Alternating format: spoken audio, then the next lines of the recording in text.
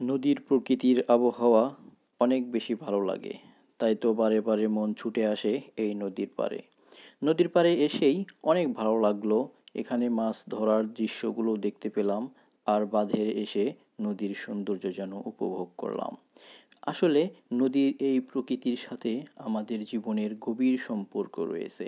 তাই তো নদীর মায়া যেন আমাদের বারে বারে ডাকে তার কোলে আসার জন্য।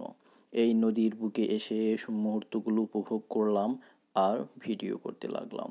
নদীর কিনারায় অনেক মানুষ রয়েছে, তারা যেন নদীর সৌন্দর্য উপভোগ করছে আর নদীর পাড়ে এসে নদীর সাথে মিশে যাওয়ার চেষ্টা করছে।